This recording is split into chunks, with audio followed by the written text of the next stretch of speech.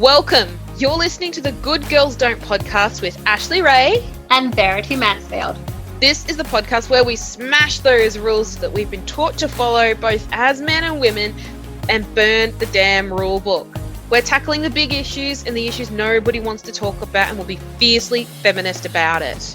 This podcast is about inspiration, education, compassion, and being the change that you need to see in this world. This podcast is for the trailblazers, the freedom fighters, and the soul igniters, and all the women just like you who are ready to break the good girl rules and be heard. We acknowledge the traditional custodians of Australia and its First Nations people on which this podcast is produced and consumed. We pay our respects to their elders, past, present, and emerging. Get ready for the revolution.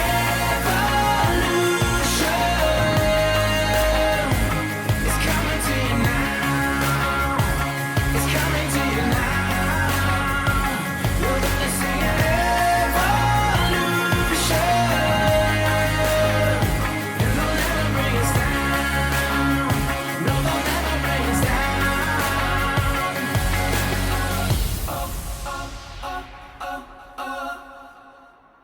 Hey, it's Ashleigh and Verity here with another episode of the Good Girls Don't podcast. How are you going, Verity? Good. Is your mind officially blown and your heart exploded from this episode we just recorded? I think I'm definitely inspired. It's so amazing having spoken today to Rochelle Courtenay from Share the Dignity. You know, like I've seen these pink boxes in Woolworths and I've walked past them and I've never really fully understood what they were for or what they were doing there. And I think we're so accustomed to seeing, you know, like a food bin for homeless people or for charities or collecting clothes for charities. But I don't think we've ever really, you know, seen it in such ways. We're starting to now with this amazing foundation of actually collecting pads and tampons. Yes, and this was such an important episode personally to me because I've been in the situation where I have been so broke that, you know, I couldn't afford to buy pads and tampons before, and I was a week out from my period arriving and I was really faced with an option like, what do? Do I stuff toilet paper down my pants? Do I get napkins? Like, I've been there and I know how humiliating it can feel to not have that option. And then as well, there's also the situation that I think we've all had where, you know, we've just caught a little bit by surprise. We've just been caught out. Yeah. I mean, like our periods aren't always like clockwork, and, you know, it's not like we walk around talking about them all day long because there's so much shame around having a period, which is ridiculous. But, you know, yeah, we've all been at that point where we're like, uh-oh, did that just start? Or having to race home quickly, or freaking out because we forgot to pack tampons or another pad into our bag, or having to whisper to our work colleague, you know, my God, like, do you have any pads or tampons? You know, we've all been in that state of absolute fear and, you know, bordering humiliation of having run out or having forgotten or not being prepared. You know, and even in high school when you get your period and you've got to somehow navigate the whole thing with a whole lot of boys around you. You know, we've all been in this position where we haven't had access to a pad or a tampon for a whole different variety of reasons, which is why I think this is such a beautiful episode when you hear about the sisterhood, like just coming together and women supporting each other from all different tracks to try and eradicate and deal with and to manage this idea of period poverty. And I think that was a fascinating conversation. Like, we know that period poverty happens in a third world country, but this is not a third world country. This should be a first world country. So how the hell do we have period poverty? I know you'd seriously think it wasn't a problem here, and then all of a sudden, bang, it's in your face, there it is. And I think this is one of those issues that once you hear about it, you can never unhear it. You can never You're going to know it. Station every time you have your period and you're in Woolworths buying pads. Yes. And you know what? There are stories in this episode that will break your heart, but they will also fill you up with so much, you know, gratitude and happiness pride. and pride in the kindness of other people. Yeah. It's So, amazing. let's get on with it then. So Share the Dignity is an Australian women's charity that brings dignity to women experiencing homelessness, domestic violence, and who are at risk through the distribution of sanitary items. So the purpose of Share the Dignity is to ensure that every single woman is afforded the dignity in life that so many of us take for granted. I think there was this beautiful story about how, like a box of Ferrero Rochers is a luxury, not a tampon. Rochelle she was absolutely so inspirational to talk to.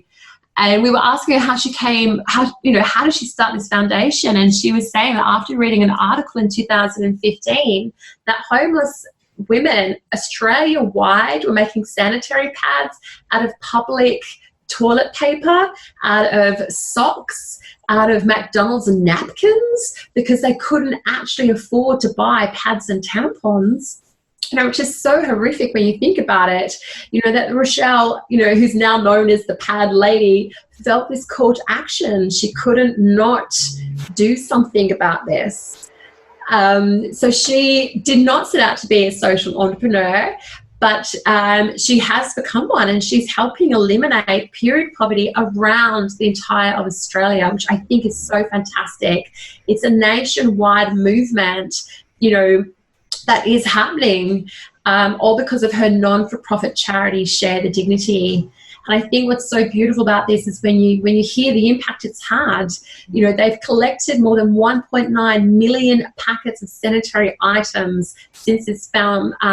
When did it start? It's 2015. It's within 4 years. They've got the support of over 4,500 volunteers Australia-wide, and they have managed to raise over $45 million worth of sanitary products for women who seriously need it. Isn't that just fucking incredible? In a 4-year period, pardon the pun, that is insane. Like, that is absolutely mind-boggling, just glorious. It's fantastic. You know what? I'm just going to add this one little bit here. I'm so proud of what this woman's done, and it gives me so much pride that women can come together and do this, and we can band together and create such an amazing thing. Definitely. And there's so many beautiful things in here that you can do as an average citizen to get involved, at almost every single level, depending on how much time you have. If you're in Woolworths, just throw a box. At the moment in August, throw a box of tampons or pads in the bin, not in the bin, but in the collection. In the pink box. In the pink box. There's amazing things like doing yoga, doing fun runs, having high tea, creating parties. There's so many beautiful things in this episode that are just going to light you up and give you so many options to be able to make this country such a better place for all women. All of this and more is coming up on the next episode of Good Girls Don't Podcast.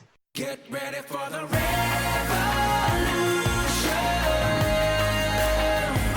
It's coming to you now. It's coming to you now. You're gonna see an evolution. And they'll never bring us down. No, they'll never bring us down.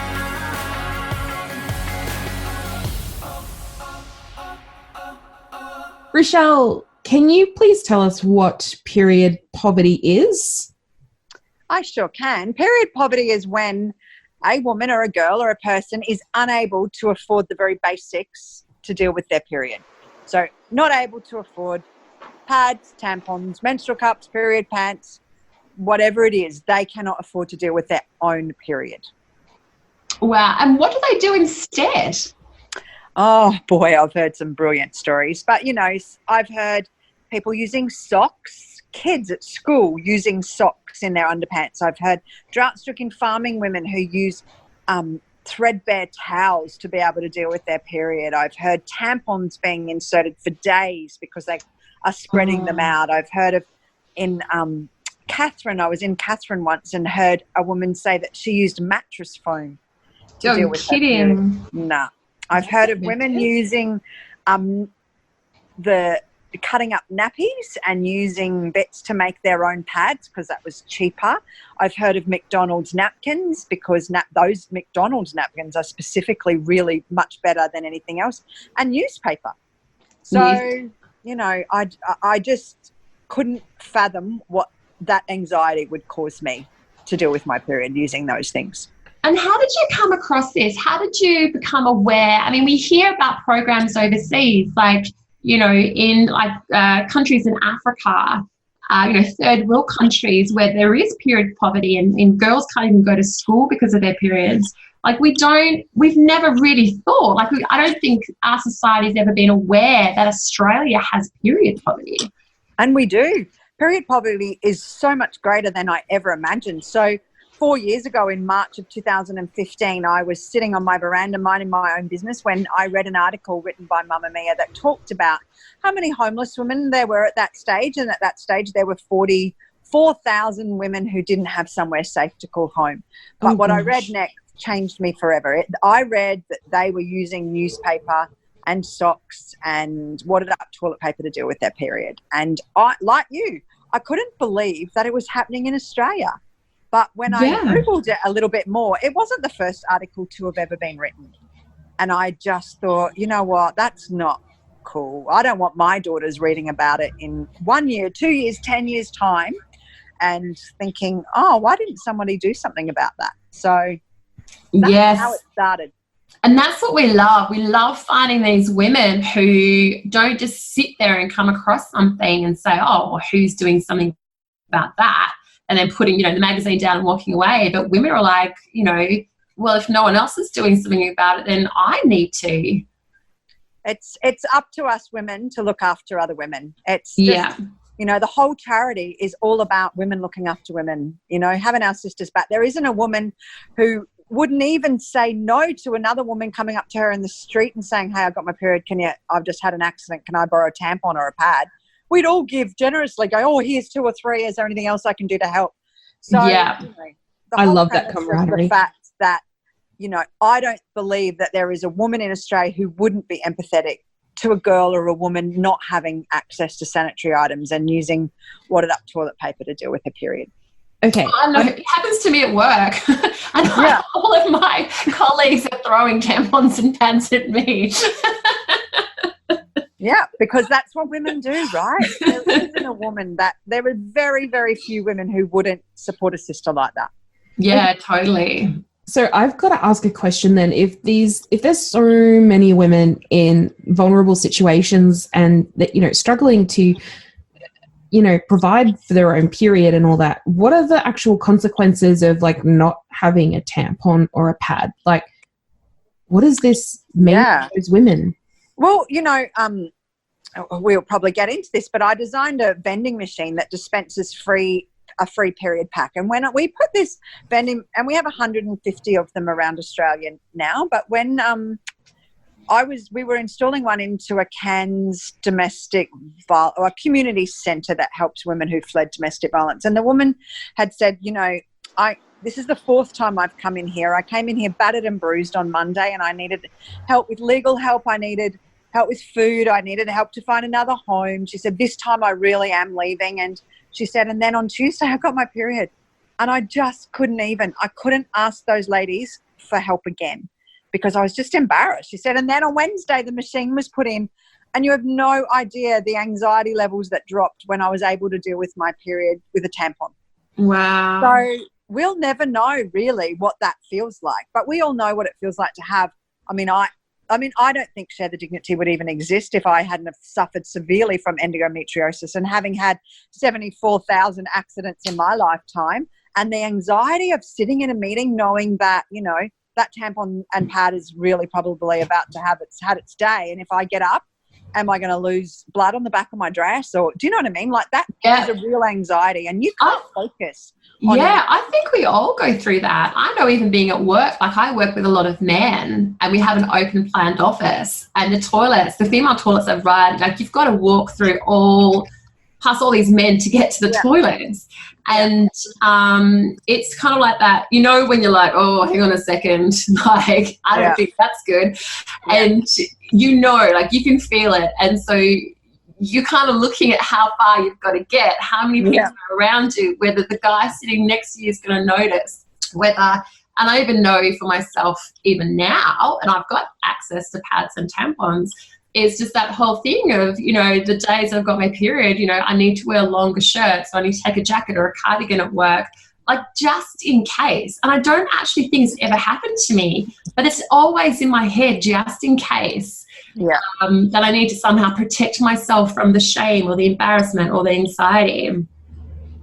Absolutely. So imagine doing that every month and every day that you've got your period, or being a girl in school who doesn't have another tampon, so you're trying to leave that tampon in for as long as you can. She's not learning. No. You know, she's not learning. She's just worried. So, you know, that's not acceptable. In Australia, it's not acceptable anywhere in the world, but it's not acceptable in our home. It's certainly not in Australia, no, not in a first world country. No. That has, you know, good economy and, you know, social services and, you know, free like health services. Like, it's just crazy. Yeah, but, you know, 3.2 million people in Australia live under the poverty line. So you've got to expect that 1.5 of those are women who get their period. That cannot afford the very basic necessities. Now, put me in a fetal position, but I thought we were just helping the 44,000 homeless women originally. Do you know what I mean? But how do you turn your back on those that can't afford food on their table, or their electricity, or their fuel in their car, and their kids to get to school, let alone the very basic of essentials? Yeah, we don't turn our back on them. That is why I think it was so infuriating, and I think so offensive to every single female in this country that the government had refused to abolish the GST on sanitary items until earlier this year. I mean, it's so blatantly sexist and offensive. Like, it's having a period isn't a choice. It's not a luxury, is it? Not a I don't know anyone who's like, oh my God. It's not a choice. And I'm pretty sure that men don't want to see us walking down the street with blood pouring down our legs either. And cares what they want to them and saying, oh, well, you know, it's a luxury. Not a luxury at all. No, and we were really thrilled to play a big role in having that removal of that tampon tax gone. And, you know, Malcolm Turnbull is now gone, but when I spoke to him in January of last year, and he said he'd heard no noise and no enthusiasm from any of the states about the removal of the tampon tax, it infuriated me. Within 2 weeks, we now have the most online signed petition Australia's ever seen, and now we see the removal of the tampon tax. So that ignorance completely turned into an action. So everything happens for a reason. Yeah, and I think a lot of that as well is bullshit. Like, men don't understand women's needs. Majority of them are men in Parliament. They don't even let women speak on the Parliament floor half the time. There's so many studies done by Canberra about that. And you're just saying, oh my God, they just don't care. And I think that is what is so... They also have never had a credit card in their wallet that doesn't work. So exactly. But I think that is what is so important, that as women, we have to stop relying on these patriarchal structures to meet our needs. And so having women like yourself, Rochelle, who are making a stance, who are campaigning, who are active, who are speaking up and stepping up, is just what this country needs. Like, we love having women like you to talk to. Well, and you know what, we all do what we can do. True. Do you know what I mean? Like, I just think we all have a place in making our voice be heard, whatever way that is. Do you know what I mean? Like, on our page yesterday, last night, I don't know if you follow our Share the Dignity Facebook page, but was a story of a mum who had an 8-year-old boy who said, oh, Mum, just wait. And he went to the sanitary aisle and said, I want to put these in the box out the front. And I just thought, you know what? Aww. Our world will be okay if we can raise our children differently. Yes. If we can raise them to be empathetic, if we can raise them to be caring, and to know that there are problems You outside only have enough money this week. Yeah, definitely. It's so important. Absolutely. So tell us a bit more then. How did you actually start Share with Dignity? Yeah, look, so when I read that article, at that stage I had my own personal training business. called Bella U, and I'd looked after my clients passionately for years, but I'd asked them all to bring me 1 packet of pads or tampons for every wine they had that month, and I did okay. So That's a great way to start. I also had a local.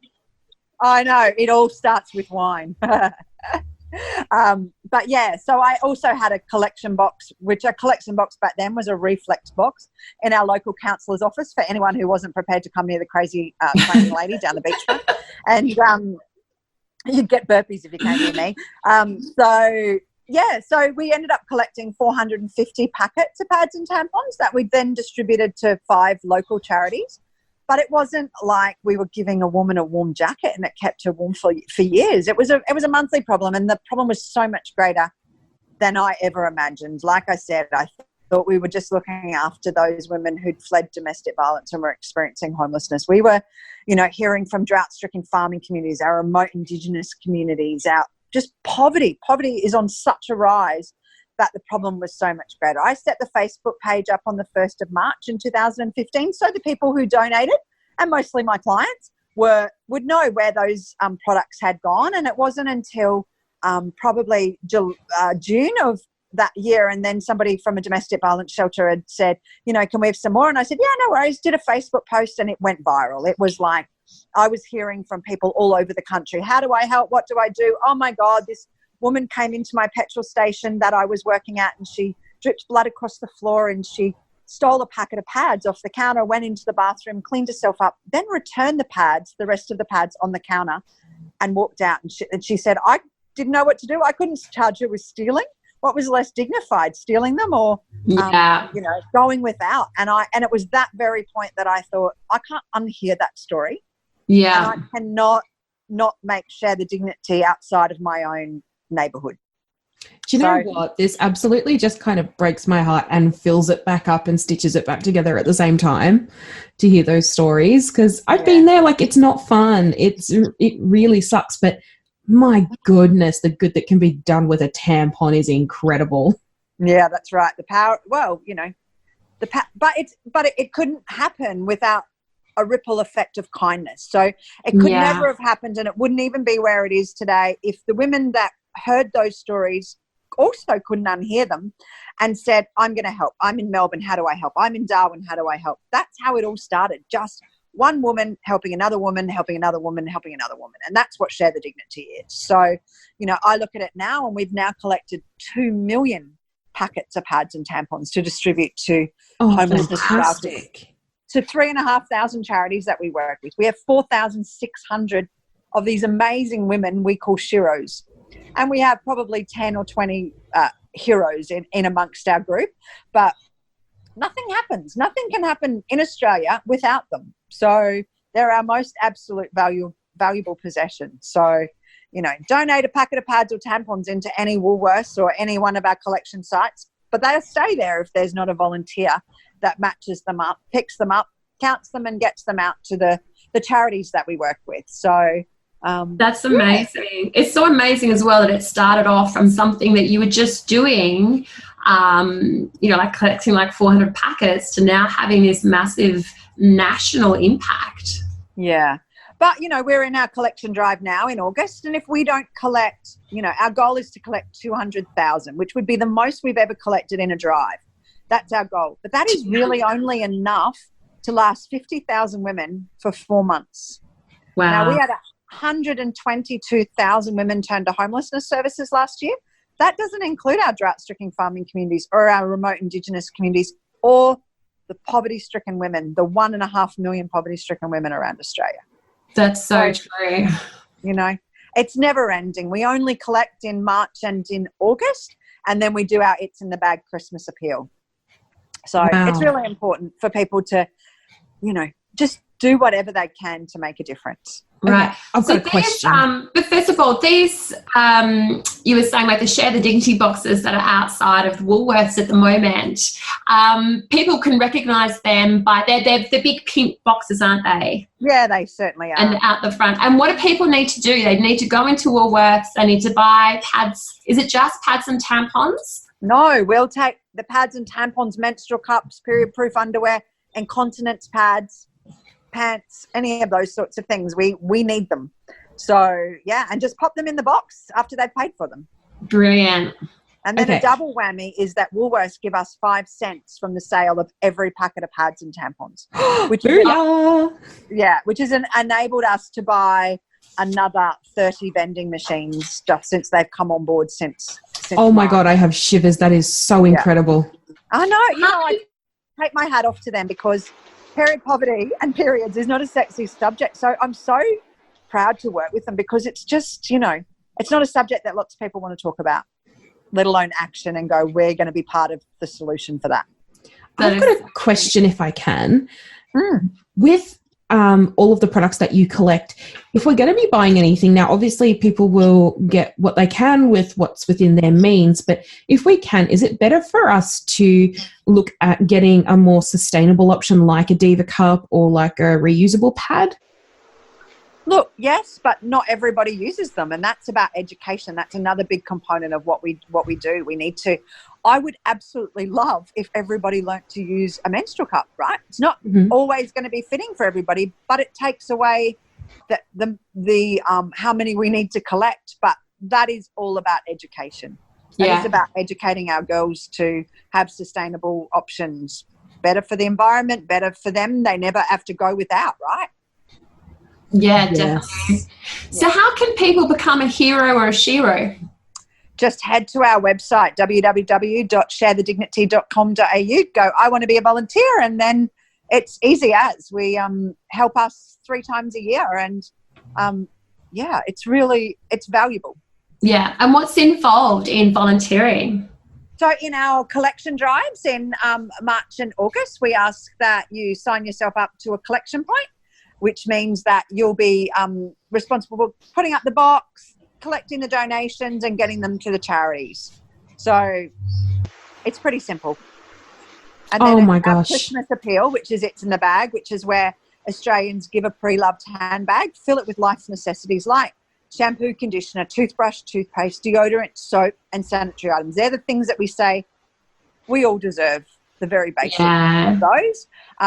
Pop them in a handbag and we get them out to all of the women who are spending Christmas in domestic violence shelters and homelessness hubs and our drought-stricken farming communities. They're not getting a Christmas present otherwise. So, but, pop in there other things that you would treasure. And so for some of the women that we've talked to, owning a hairbrush or hair ties are really important to them. Owning a chapstick, things that we just take for granted, popping in there a note. They're so valuable. They mean so much to people. Oh, that's so beautiful. Yeah. And it's simple. We've all got too much stuff, right? That all came from me cleaning out my bathroom cupboard and going, you know what, all this stuff that people are gifting me, I'm re-gifting that and giving that to the women in the domestic violence shelters. So that's how that started. It was just a simple idea that is now gone. Last year we collected 142,000 bags around Australia. Still not enough for all. It was the very first year that we were actually were able to make sure that every domestic violence shelter had a gift for everybody at Christmas time, which was amazing, which was, for me, was my biggest goal. But as I say, 1.5 million women are living under the poverty line. There's no Christmas presents for them, let alone shampoo and conditioner. Yeah, definitely. And even the little things like you said, like having that lip gloss or the chapstick or even putting chocolate in there, like that is such a luxury, like something that most women love. But you know what I mean? Like it's things that all those little things that we do take for granted that Absolutely. kind of do nurture us and make us feel special. Yeah.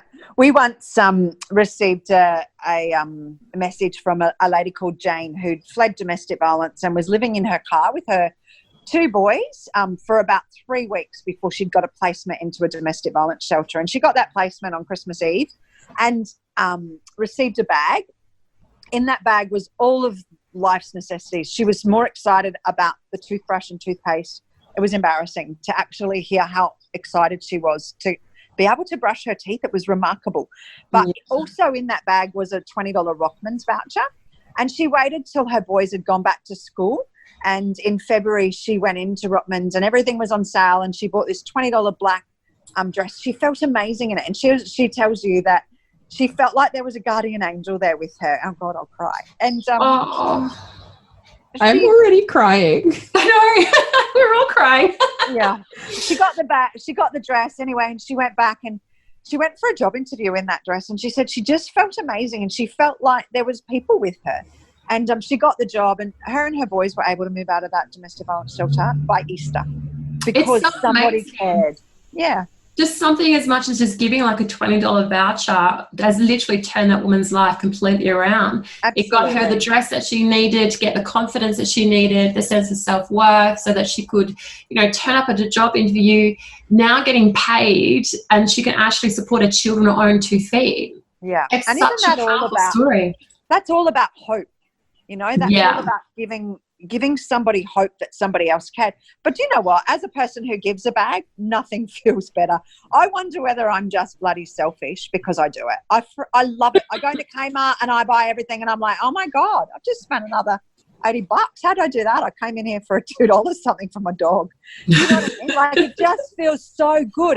I don't know, I get such a high from it. It is so good to give. addictive. And I think it's the thing, it gives us a sense of significance in this world, that we're a part of something bigger than ourselves. We're not just here to meet our own needs and to do the same thing day in, day out, but we have the capacity to make an impact. And that is powerful. Yeah, it's beautiful. Do you know what I mean? I think that that's why Share the Dignity is so resonates with so many people. You can actually give somebody something that you've actually put together. It's a little bit different to, here's my $20. I worked an hour for that. Here's my $20. Do you know what I mean? Yeah. And you never really know where that goes or the impact that really has. You know what? It's got that wonderful sort of homemade sort of home creation feel to it. Yeah. If you buy a cake from the store, it's not the same as if you buy a packet mix and you have to put an egg and some butter in as well. It's that extra feeling of love and care that goes into it. And oh my goodness, Rochelle. Yeah, it sure is. It sure is. And how this can be used in a really beautiful way at Christmas to get whole entire families involved. Like, I've got 2 daughters. We normally would do the Kmart wishing tree. So we'll go into Kmart, the girls choose a toy each. We buy 2 of the same. They, one of those toys gets put underneath our Christmas tree and the other toy goes to the Kmart's, fundraising for underprivileged children. So they've got something to open up. And then come Christmas morning, we would sit around and the girls would open up their presents and then we'd talk again about now there's some other child sitting somewhere and that is the only present they got. And if we hadn't shown up and bought that present, they wouldn't have anything. And just, talking about the gratitude and the generosity and the kindness, then those are the values we should be experiencing at Christmas, if not every day, but especially at Christmas. Absolutely. And it's really beautiful now because I think, oh my God, this would be perfect for me and my daughters to be able to teach them. And if I had sons, I'd be making them do it too. Because men should not have periods. Yeah, going out and now each of us, all 3 of us could create our own bag every single Christmas as a ritual for our family. Yeah, so we have so many people who do that and no longer buy each other gifts. They actually go out shopping and put their bags together. And I've seen people having it's in the bag parties where everybody brings different things and then they just drink some wine and have some cheese and crackers and put all their bags together and talk about it. And that, I'm just as proud of that as I am about the actual end thing, because I think that awareness and that gratitude and that could change the world. But especially if we're doing it in a way that is a celebratory thing, like celebrating giving, celebrating how powerful we are as women to make an impact and to do it in such a joyous way, that is absolutely brilliant. So how would someone set something like that up? Who do they need to get in contact to say, hey, I want to create It's in the Bag party? Yeah, so you just, again, go to our website and you register your events and all of your tools that you need. So there's a Facebook header, there's bunting you can print out, there's posters, there's invites, all tools are there for you to be able to do whatever you want to make a difference. If that's getting your friends together and having a pad party, then do that. If it's about having It's in the Bag party, then do that. Do you know what I mean? Like it's we give you the tools to be able to make the difference whatever way you want to. Oh, that is fantastic. And you've also got some other drives that you do. You've got a yoga for dignity and a run. Yeah, we have yoga for dignity coming up on the 31st of August, and that's where yoga instructors all over Australia, and there's hundreds of them, have donated an hour of their time, and then you and I just find our closest yoga instructor and pay $20 and head off to a class. And the thought of thousands of Australians downward dogging and uniting for every woman and child who don't have, the very basic of essentials is really powerful to me. Yeah, the downward dogging with their dignity. That's so lovely. I love that. Yeah, so, there's lots of ways that, and then we do in October, Run for Dignity. So that's about whether you want to walk, run, skip, hop, swim if you want to, or ride your bike and just pound the pavement for those women and just think about how lucky we are, really. Yeah. And again, it's $20 and you end up with a medal at the end. And you can do that in teams. And so for our office team, I think there's 10 of us. But the other day I saw that there's 70 police officers in Tassie who have all signed up. That's amazing. In October. Yeah, that's fantastic. Yeah. And do you get a lot of men involved in this as well, or is it mainly women? It's mainly women. I mean, I'd like to see more men participate because it's not just a female issue, it's society's issue. If you don't get your period, you come from somebody who did, right? So it belongs to all of us. Yeah, definitely. Absolutely. And can you tell us as well, there was a comment about dignity. What was that? So Dignity happens on World Menstrual Hygiene Day. Of course there is, right? Which is actually falls on the 28th of May. And so we hold a high tea all over Australia. So this year there were 12 locations. There were just over 4,000 women who attended. And at that high tea, it's really just about celebrating women and celebrating the work that we do and hearing some of the stories. There's not a dry eye in the room over some of it because we actually have some of the women who've received a bag who come in and tell us how important that was to them. Oh, that's so beautiful. And does that happen across Australia? Yeah, so we hold one in every state, and in some states we've got 3 in Queensland, 2 in Melbourne, 2 in Sydney, and then just in our capital cities like Hobart and Perth and so forth. So yeah, that's amazing. So you started this off, when did you say, in 2014? 2015. 2015. Wow, that is immense growth. And you've gone from just being you on the beach, training people, to being this massive national platform. Yeah, we've collected now nearly $45 million worth of products. Wow. And that's a big number, yeah? Yeah. How much of a challenge was it to set something like this up? I say this now after years of not having any sleep at any particular stage, but I was always surrounded by amazing people who I just had to go, right, what's your skill? Yep, you can do that. What's your skill? Oh, if you don't have that skill, let's make it up together. I just have always been surrounded people who were so passionate about what we're doing that, I don't know, I wouldn't say it was ever easy, but it wasn't. There was never a time, that I felt like it was too hard. I say that now, but I never would. And any mistakes that I've made have always happened for a reason. And you learn from your mistakes. Your mistakes make you human, right? Yeah. What do you think was the biggest challenge? I think the biggest challenge was the fact that we were dealing with periods and the media. Oh gosh, so scared about it, and yet they were happy to talk about it when it had a dollar value to it, like our massive campaign to remove the tampon tax. Wow. I remember that being all over the media, like on The Project. Yeah, we smashed it. We just smashed it. People were out. We were sick of it, right? It was just outrage. It was just every year there would be somebody else who'd set up a campaign to go, this is ridiculous.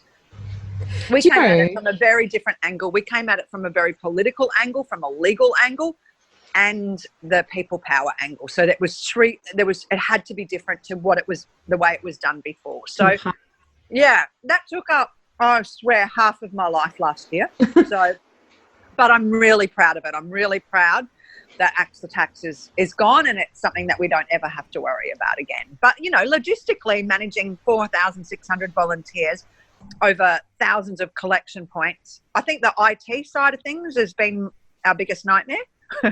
Yeah. And that's not my skill set at all. My skill set is how do you do this for the dumbest of people, and that's me, and the most time poor of people. So I suppose my sheroes have been really lucky from that perspective, because I'm always looking at things from, can a 5-year-old do that? Does a 5-year-old and a time poor person, we're the same person. Literally. So, yeah. Rochelle, So we are just about to roll out better IT solutions for us, considering, how far we've come so very quickly. I have to tell you, Rochelle, I used to work at the tax office once upon a time, and I remember okay now. I'm still recovering, but I can tell you, I remember when this was starting to become a bit more of a public conversation, and we used to get calls about this at the tax office all the time. Oh, really? Women calling up and asking, about their BAS and are they able to claim their pads and tampons, and, asking questions about it as well. And I was like, this is amazing. At the time I was like, what is this? Yeah. Why? Because quite frankly, well, I actually ended up getting some law students to do a full paper. It was 70 pages. They did all the research. It took them 6 months. So I knew that it was coming. I was waiting until there was a change in government, because I thought that would be our best case scenario, but it wasn't until Malcolm Turnbull was out of politics at the pub, and that put the massive fire in my belly. And everything happens for a reason. And but yeah, these students had done this groundbreaking work for me, and they had everything that I needed to know, and that we could have done a class action suit against Australian government for taxing us for a very basic human right necessity. Yeah. When they classified them as a luxury, yet they classified them as a medical, because they fell under the TGA, so the Therapeutic Goods Association Act. So they actually fell under that, which meant that if they were medical, they should never have been taxed with a GST, with a luxury item tax. So which was our big fight, and as soon as they became aware of all of those things. But at the end of the day, until there was equal representation of women sitting around the table, and Tanya Plibersek was a massive supporter of the work we were doing in removing this tampon tax. It was just ridiculous. And Natasha Stotter-Spoyer, who, when the tax was actually brought in all those years ago, she said, oh my God, I can't believe it's actually finally gone. I'm like, it would never have gone until there were more women in Parliament. Yeah. So anyway, it's gone now. Move on. And it makes our sanitary products that little bit more affordable. Absolutely. I love it. Thank you so much for all of the work that you've been doing. And I think that's a really beautiful thing about yourself, Rochelle, is the fact that, you're not just helping, women who are, below the poverty line, or who are dealing with domestic violence, or who are in homeless shelters, but you're actually sending a very powerful message to women all around Australia, and messages about the sisterhood, and about, not having shame around our periods, about empowering each other, about supporting each other, about having the power to make the change, that's needed in our society. So it's just absolutely fantastic. It's just so inspiring coming across people like you with these amazing stories to share. Oh, thank you. I really believe, and I've always taught my girls, is that the standard that you walk past is the standard that you accept. So if it's okay for that to be okay, and you want to think it's okay, then just keep walking. If I not, love that. Make a difference. That's a great value to live by. Yeah, I think it's a value we could all live by. Be writing that one down and having that tonight around the table. Yeah. I think I may have made that reference to them cleaning up their rooms sometimes. Yeah, I've got one last question for you, Rochelle, that's sort of been bugging me a little bit. I'm curious if at any stage you ran into resistance from charities and other not-for-profits in becoming involved in this or not. To be honest, we're a public benevolent institution, so we're a charity that actually helps other charities. Mm-hmm. So we collaborate. That is exactly what we do. So not really, and never were we ever. And I understand why some charities do not talk to each other, or there is not enough money out there for them to do the work that they do. Yeah. Mhm. but we were never taking any part of their pie. We were never looking for government assistance. Anything that we were doing was creating our own funds. So I also wanted the charity to be based on not just giving, like we're forever being asked to give, right? Mhm. Because that's how they get their work done. But we were never competing with any other charity. So I don't think so. But,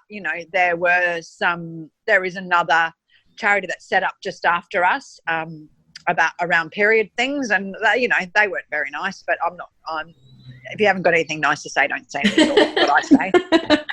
Fair enough. No, thank you so much for sharing that. I think it's really important that people get to hear, the human side of setting all of this up as well, because it's such an enormous undertaking, and you've done so much to help so many people nationwide. 24 million people in this country, and half of them are female. So That's right. that's like 12 and a bit million that you've helped, which is incredible. That's an incredible legacy to leave. It really is. Well, I hope my legacy is really just be kind. Just be kind. And we can all make a difference just from basic stuff by saying hello to somebody or saying, you look nice today, or, that can completely change somebody's day. Yeah, definitely. Oh my God, it's definitely done that for me before. Yeah, absolutely. Absolutely. So When you think next? nobody cares. What's next? Yeah. What's next on the cards for you? We would really like to share the dignity worldwide. Obviously, it's not a problem that is only in Australia. So, first things first is to really consolidate. That's what this year was about, was consolidation, making sure that we're doing everything best practice, because for 4 years we've been going a million miles an hour. Yeah. So, consolidate, get our IT sorted, make sure that when we're ready to go overseas, that we're going to do it in the best way with the most impact. Oh, Sorry. that's fantastic. And that will happen between midnight and 3. I'm not sure how that will happen, but, everything happens for a reason, and everything has its perfect timing, I think. So I'm a big believer in everything always happens for a reason. So when it's ready, it's ready. I don't have any specific date for it to be ready. I just know that when it's ready, it will feel right, and that's what we will do. Yeah, sometimes, a lot of time it really is just about putting that intention out, isn't it? And then just working towards it and just letting it all flow. Got to have your ducks in a row though, right? Yeah. And so you're also on Instagram. Do you have any special hashtags or things like that people can use in their social media if they're supporting Share the Dignity? Yeah, absolutely. Use Share the Dignity, use It's in the Bag, and use End Period Poverty. They're the main ones that we do. I mean, I also love to throw in there Making a Difference. So I always love to throw in there Together We Are Strong, because it's so true. I could never, ever have done this on my own. Yeah. So I don't for one second think that this is Share the Dignity. It's all about Rochelle. It's not. It's about all of us working together to make a difference. Oh, and you obviously are making a difference, and we absolutely love supporting you on this as well. So just to recap, you've got some things coming up. You've got the current drive at the moment. Yeah, head out to Woolworths and pop a donation into the donation box. Yeah, and then in October you have your end of August, 31st of August, you've got the Yoga for Dignity. That's right. And then you've got Run for Dignity in October. That's right. I'm a walker, and I will walk until I can't walk anymore. I love walking. I'm a massive fan of walking, but, there are, and we collaborated with Running Mums Australia, who are this most amazing, powerful group of women who love to run. And that's where the idea came from. Imagine pounding the pavement for someone who can't. So yeah. Oh, that's absolutely brilliant. Yeah. Well, thank you so much for jumping on with us. Oh, my pleasure. Thank you. Because I think it's such a brilliant organisation, and one that we can all easily support and, like you say, share the dignity with other women. Absolutely. I'm just going to go and cry in a corner, because it's hit me in all the places, and it's just so heartwarming and beautiful. So thank you so much for doing the work that you do. You're so welcome. Thank you for interviewing me and allowing more people to hear about it. Oh, we're going to shout this from the rooftop. You'll definitely be heading down to Woolworths this afternoon, I think, and making sure that we're popping things into those collection bins. Cool. Give us a boomerang. That's what We will. We'll take photos and we'll put it on Instagram. Perfect. Beautiful. Thank you so much, Rochelle. You're so welcome. Bye.